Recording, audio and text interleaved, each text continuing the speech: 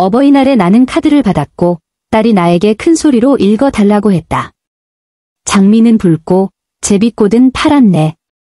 너는 무거운 짐이야. 아무도 너를 원치 않아. 모두가 나를 보고 웃었다. 내 이름은 김은주. 올해 74세다. 그건 내 인생에서 가장 굴욕적인 순간이었다. 일요일 아침, 거실 창문으로 햇살이 쏟아져 들어올 때 나는 딸 김소연의 집에 도착했다. 내 날을 축하하기 위해서였다. 내가 가장 아끼는 초록색 원피스를 입고 있었다. 그 옷은 언제나 나를 우아하게 느끼게 해주곤 했다. 나는 손주들을 위해 꽃과 간식을 들고 갔다.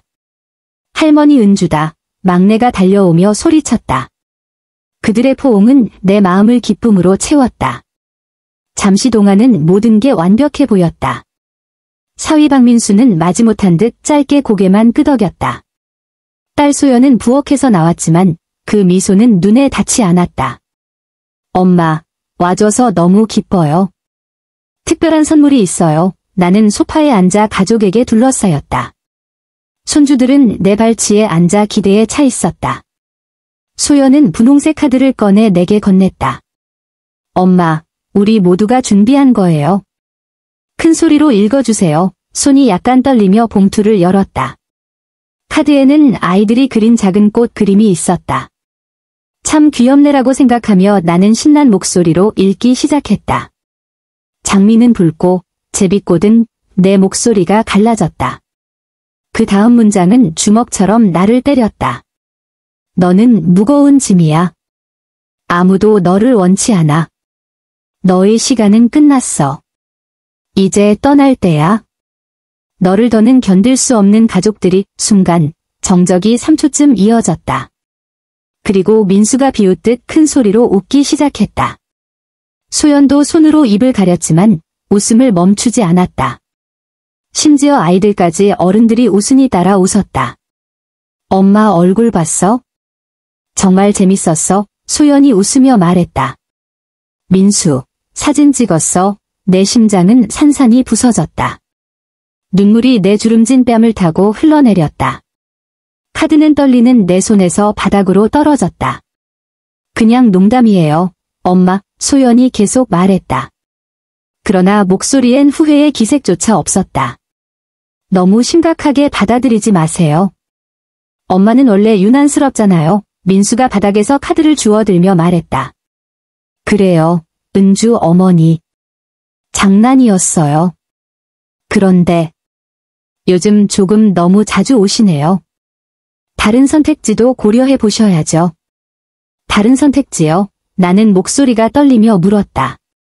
네, 엄마 나이대에 맞는 좋은 요양원들이 있어요.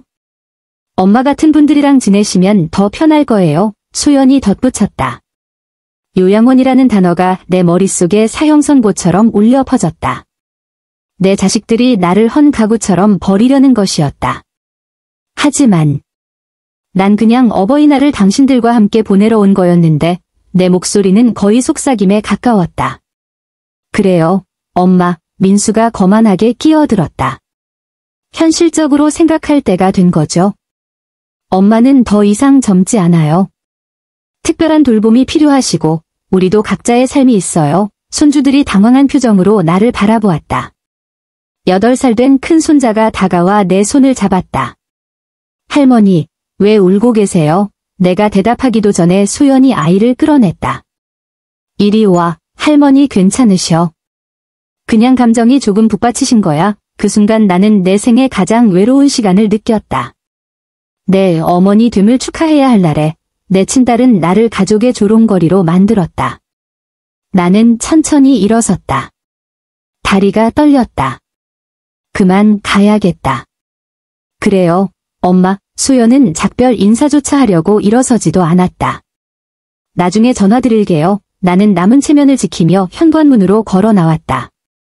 그러나 내 안에서는 모든 것이 무너져 있었다. 그날 밤, 텅 빈 집에서 나는 눈물이 마를 때까지 울었다. 하지만 내 안에서 뭔가가 깨어났다. 수년 동안 잠들어 있던 힘이었다. 이제 가족이 진짜 김은주가 누구인지 알게 될 시간이 왔다. 다음 날, 나는 그들을 전부 차단했다. 하지만 먼저 내가 어쩌다 이런 아픈 순간까지 오게 되었는지를 되짚어야 했다. 나는 내 가장 좋아하는 안락의자에 앉았다. 45년 전 딸 소연을 품에 안고 젖을 먹이던 바로 그 자리였다. 그리고 기억들이 영화처럼 흘러가기 시작했다. 모든 것은 내가 29살이었을 때 시작됐다. 소연의 아버지는 그녀가 3살이었을 때 우리를 버렸다. 어느 아침 그는 그냥 사라졌다. 부엌 테이블 위에는 쪽지 한 장만 남겨져 있었다. 나는 이 삶을 감당할 수 없어. 미안해. 그는 딸에게 작별 인사조차 하지 않았다. 그날 밤 울면서 아빠를 찾는 소연을 안고 나는 속삭였다. 아빠는 멀리 가야 했단다. 내 사랑아, 그때 난 스스로 다짐했다. 내 딸에게는 부족함이 없게 하리라고. 그리고 나는 그 약속을 지켰다. 15년 동안 방직 공장에서 이중 근무를 했다. 밤늦게까지 군복을 꿰매느라 손에 굳은 살이 가득했다. 번 돈은 모두 소연의 교육비로 모았다. 소연이 17살 때 간호학을 공부하고 싶다고 했을 때 나는 어머니가 남겨주신 귀중한 보석을 팔았다. 그건 내가 가진 유일한 값진 물건이었지만 딸의 눈빛 속 꿈을 보자 주저하지 않았다. 엄마, 정말 괜찮으세요? 그날 소연이 물었을 때 나는 확신에 차 대답했다. 사랑하는 딸아, 내 교육이 가장 중요한 거야. 그녀가 서울대학교 간호학과에서 5년 동안 공부하는 동안 나는 주말마다 사무실 청소 일을 했다. 허리가 망가져도 식탁에서 공부하는 소연을 보면 모든 게 보람찼다. 졸업식 날 나는 자랑스러움에 울었다. 우리가 해냈어요. 엄마, 소연이 나를 꼭 안으며 말했다. 이건 다 엄마 덕분이에요. 그 후 소연은 박민수를 만났다. 처음에는 그가 마음에 들었다.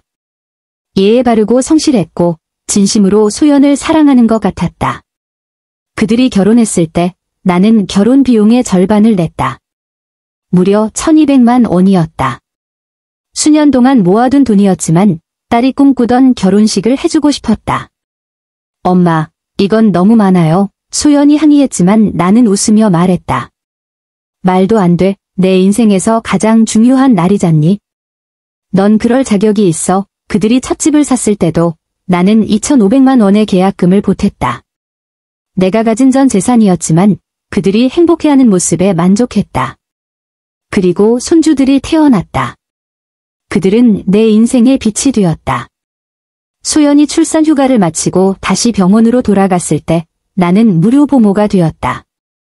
3년 동안 매일 새벽 6시에 집에서 나와 6블록을 걸어 그들의 집으로 갔다. 아이들 아침을 차려주고 옷을 입히고 공원에 데려가 놀아주고 밥 먹이고 씻기고 잠자리 동화까지 읽어주었다. 소연이 퇴근하면 집은 항상 깨끗했고 아이들은 행복했다. 그 시절 소연은 자주 말했다. 엄마 없으면 우리 어떻게 했을지 모르겠어요. 엄마는 천사예요. 하지만 점점 변해갔다. 고맙다는 말은 드물어졌고 내가 아이들에 대해 말하면 간섭으로 취급됐다. 막내가 계속 기침을 해서 소아과에 데려가자고 하자 민수가 말했다. 은주 어머니, 아이들 부모는 저희인데요. 그렇게 말했을 때 나는 조용히 입을 다물었다. 혹시 내가 너무 참견했나 싶어서. 하지만 그 후로 미묘한 말들이 이어졌다. 엄마, 이제 아이들 보시기 예전 같지 않아요. 은주 어머니, 아이들 비타민 또 헷갈리신 것 같네요. 이제 집에서 좀 쉬셔야죠. 그럼에도 나는 매일 갔다. 도왔고 헌신했고 내 전부를 줬다. 2년 전 민수가 직장을 잃었을 때 나는 매달 50만 원씩 주기 시작했다. 잠깐만 도와주세요. 곧 더 좋은 일자리 찾을 거예요. 민수는 6개월 만에 새 직장을 구했지만 그들은 내가 보내는 돈을 멈추라고 하지 않았다. 당연한 권리처럼 계속 받았다. 아이들에게 새 컴퓨터가 필요했을 때 나는 200만 원을 냈다. 소연의 차가 고장 났을 때 400만 원을 주었다. 부엌 리모델링을 원했을 때 800만 원을 보탰다. 조금씩 나는 보이지 않는 해결사가 되어갔다. 재정 문제를 항상 해결해주는 사람, 하지만 중요한 가족 결정에서는 배제되는 사람. 작년 민수의 생일을 맞아 소연이 가족 저녁 자리를 준비했을 때 나는 우연히 손주에게 듣고서야 알았다. 왜 나를 부르지 않았니? 나는 소연에게 전화를 걸어 물었다. 아, 엄마. 그냥 조그만 자리였어요. 내 명만 있었어요. 엄마는 재미없으실 것 같아서요. 하지만 나는 SNS에서 사진을 보았다. 20명이나 되는 민수 친척들이 모여 있었다. 나만 빼고 모두 초대받았다. 그날 밤 나는 조용히 울었다. 그러나 스스로 위로했다. 아마 단순한 실수겠지. 하지만 그런 실수는 일상이 되었다. 내 생일 축하 전화도 잊었고 약속된 점심도 일방적으로 취소했다. 내가 불쑥 찾아가면 항상 귀찮아했다. 마지막 결정적 순간은 3개월 전이었다. 저녁 준비를 도와주던 중 민수가 베란다에서 통화하는 걸 우연히 들었다. 네, 제 장모님 혼자 사세요. 점점 의존적이 돼요. 아니요, 아픈 건 아니지만 나이 들면 다 그렇잖아요. 네, 지금 요양원 같은데 알아보고 있어요. 나는 현관 뒤에서 얼어붙었다. 내 사위가 나를 헌 가구처럼 치우려 하고 있었다. 그날 밤 나는 잠들지 못했다. 평생 모든 것, 사랑, 돈, 시간을 이 가족에게 주었는데 이제 나는 버려야 할 짐이 된 것이었다. 그러나 그들은 내 비밀을 몰랐다. 아주 중요한 비밀을. 어머니가 돌아가시기 전 내게 남긴 유산이 있었다. 제주도 서귀포의 해안가 아파트였다. 나는 70세가 되자 그 집을 상속받았다. 그 아파트는 수십 년 동안 임대되며 임대 수입이 별도의 계좌에 쌓이고 있었다. 또한 아이 없는 고모 한지영이 내게 남긴 유산으로 채권, 주식, 예금에 투자해 두었고 그 돈은 내가 국민연금으로만 살던 동안 조용히 불어나고 있었다. 그 총액은 4억 원 가까이 됐다. 가족은 내가 가난한 줄만 알았다. 하지만 사실 나는 그들의 삶을 은밀히 떠받치고 있었던 것이다. 어버이날의 모욕 이후 내 안에서 뭔가가 완전히 부서졌다. 이제 그들이 김은주의 진짜 가치를 알게 될 시간이었다. 그 끔찍한 카드는 내 각성의 신호였다. 그날 밤 나는 잠 한숨 자지 못한 채 떨리는 손으로 그 카드를 붙잡고 앉아 있었다. 너는 무거운 짐이다. 아무도 널 원치 않는다. 그 문장들이 내 머릿속에서 메아리 쳤다. 그러나 눈물이 마른 자리에는 이상하게도 새로운 감정이 자리 잡기 시작했다. 슬픔이 아니라 더 강한 것, 결단과 명료함이었다. 수십 년 만에 처음으로 나는 상황을 명확하게 보았다. 나는 짐이 아니었다. 오히려 그들이 내 덕분에 버텨온 것이었다. 나는 천천히 자리에서 일어나 침실로 향했다. 서랍에서 오래된 나무 상자를 꺼냈다. 안에는 내 인생의 모든 중요한 서류, 통장, 부동산 증서, 투자 증명서들이 있었다. 나는 계산을 해보았다. 지난 5년 동안 내가 소연과 민수에게 준 돈은 정확히 6,700만 원이었다. 그들의 집계약금 2,500만 원. 결혼 비용 1,200만 원, 매달 생활비 2년치 1,200만 원, 아이들 컴퓨터 200만 원, 차수리 400만 원, 부엌 리모델링 800만 원, 기타 자잘한 비용 400만 원. 나는 여전히 소박한 집에 살며 매주 같은 녹색 원피스를 입고 장보러 걸어다니며 기름값을 아끼고 있었다. 그러나 가장 아픈 건 돈이 아니었다. 진짜 나를 부순 건 그들의 태도였다. 6개월 전 큰손자 생일을 기억한다. 나는 항상 그렇듯 일찍 가서 준비를 도와주려 했다. 문을 두드리자 민수가 불편한 표정으로 말했다. 은주 어머니, 파티는 3시에 시작해요. 왜 이렇게 일찍 오셨어요? 준비 좀 도와주려고요. 내가 웃으며 대답했지만 민수는 차갑게 잘랐다. 필요 없어요. 소연이가 다 알아서 했어요. 뒤에서 민수의 어머니, 정미경이 거실에 풍선을 달고 있는 모습이 보였다. 그녀는 초대받아 도움을 주고 있었던 것이다. 나는 마치 원치 않는 손님처럼 취급받았다. 3시까지 밖에서 기다릴까요? 내가 중얼거리자 소연이 말했다. 엄마, 너무 유난 떨지 마세요. 그냥 계세요. 근데 주방에는 들어오지 마세요. 엄마는 요리 레시피도 자꾸 헷갈리시잖아요. 나는 수십 년 동안 그 가족을 위해 음식을 해왔는데도 말이다. 그날 나는 마당 구석에 앉아 마치 남처럼 파티를 지켜보았다. 정미경은 음식을 돕고 손님들은 그녀가 구운 케이크를 칭찬했다. 한편 나는 파티 비용 절반을 대고도 철저히 무시당했다. 생일 노래를 부를 때 나는 뒤쪽에 서 있었다. 사진에도 내 모습은 없었다. 그날 밤 손자가 내게 다가와 물었다. 할머니, 오늘 왜 이렇게 조용했어요? 그냥 피곤했단다. 나는 거짓말했다. 근데 왜 할머니? 정미경, 말씀이. 할머니는 큰 파티엔 너무 늙으셨대요. 그 말이 칼처럼 내 마음을 찔렀다.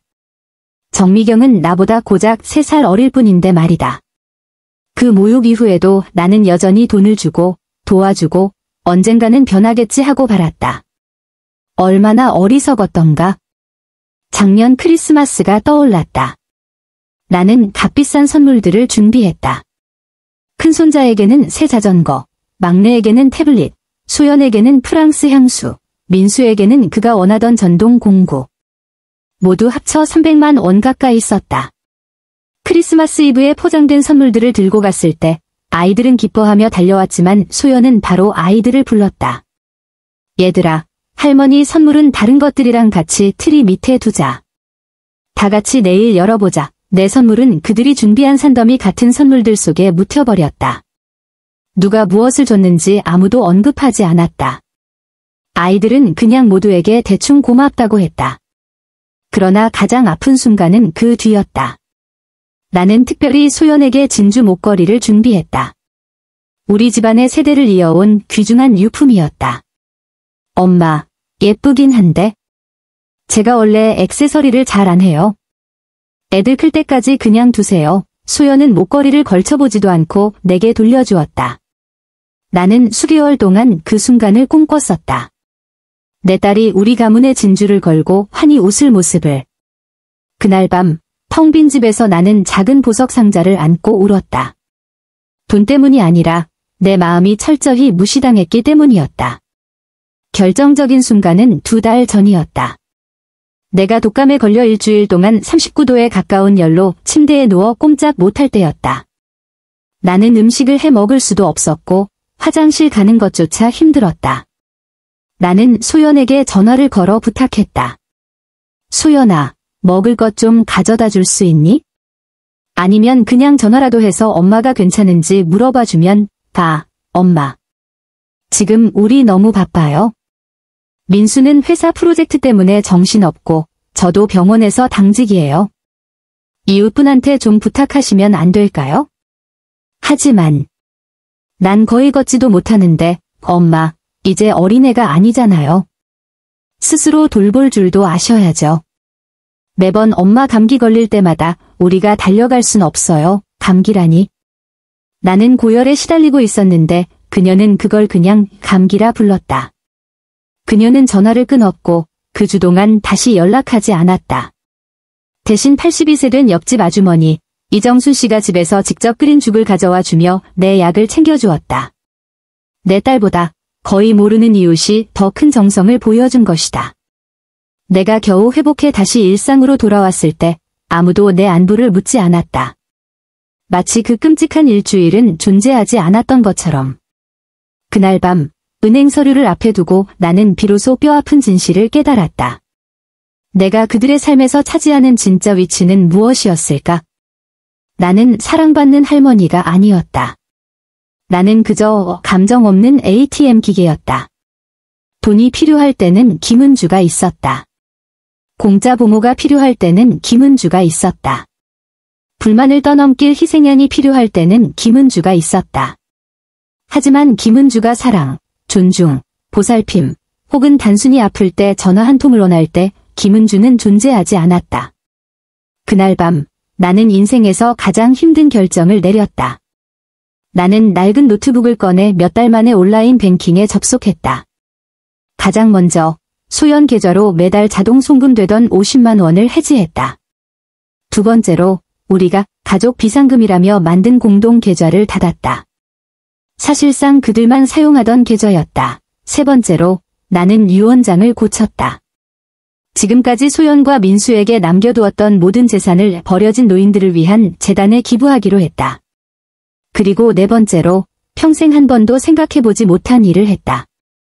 나는 비행기 표를 샀다. 드디어 내가 상속받은 제주도 서귀포 해안가 아파트를 직접 보러 갈 때가 온 것이다. 내가 진짜로 누려야 할 삶을 시작할 때였다. 하지만 떠나기 전에 내 가족이 자신들이 무엇을 잃었는지 정확히 알게 만들어야 했다. 그날은 화요일 아침이었다. 나는 겨우 3시간밖에 자지 못했지만 74년을 바친 어머니가 결국 가족에게 버려졌다. 하지만 그녀가 숨겨온 진실은 충격적이었다. 손가락을 오른쪽으로 이런 더 많은 이야기들을 보고 싶다면 지금 바로 구독과 좋아요, 그리고 알림 설정 잊지 마세요. 수년 만에 처음으로 완전히 깨어있는 기분이었다. 결심이 단단했다.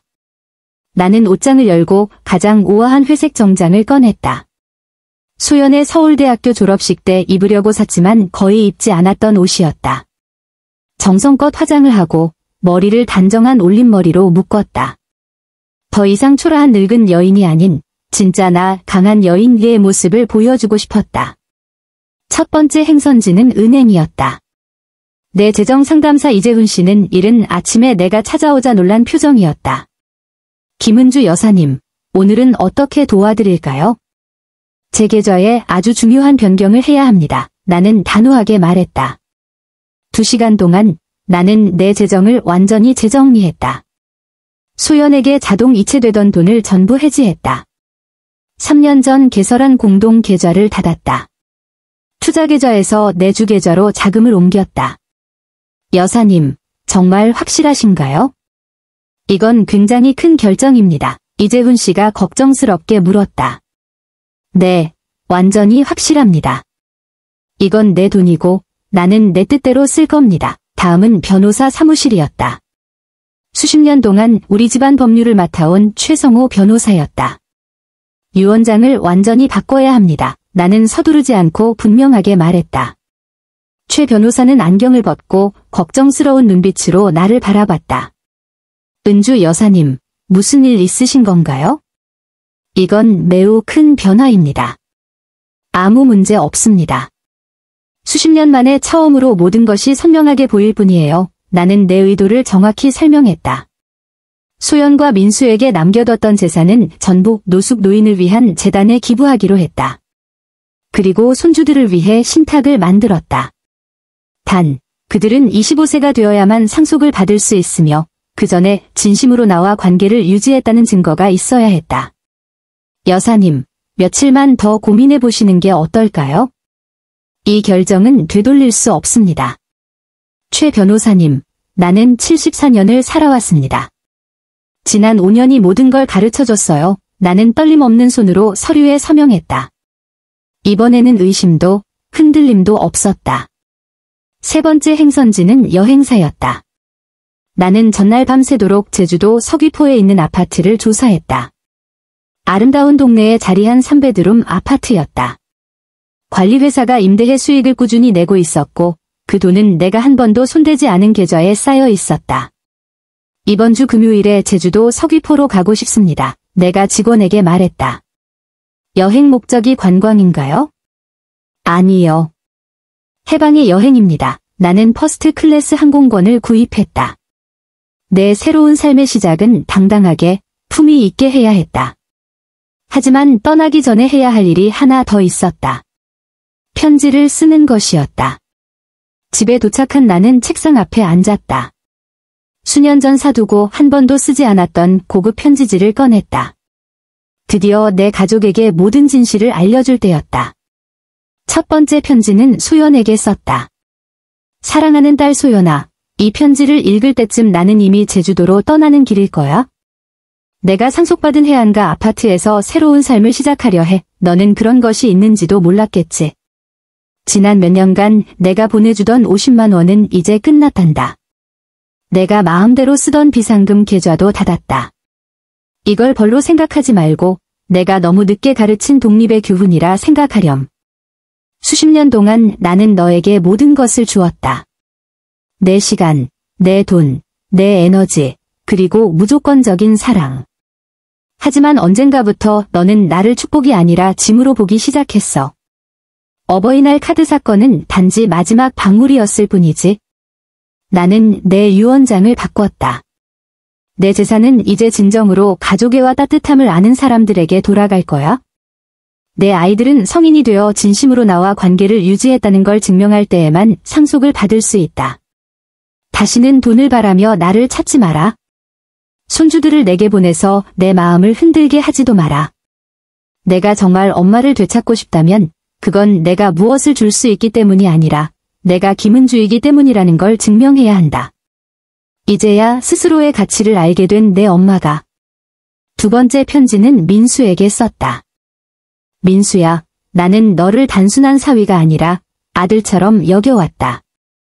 하지만 너는 나를 거추장스러운 장모로만 취급했지.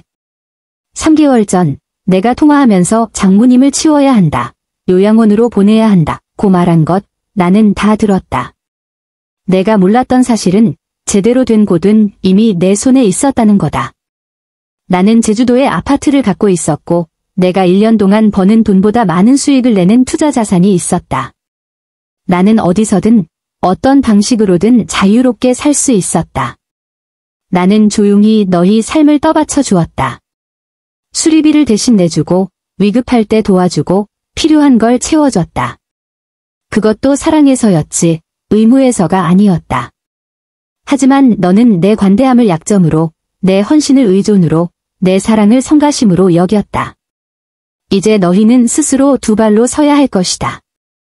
편지를 마치고 나는 봉투에 넣어 거실 테이블 위에 올려두었다. 누군가 찾아왔을 때 쉽게 발견할 수 있도록. 편지를 모두 마친 뒤 나는 거실에 앉아 미소 지었다.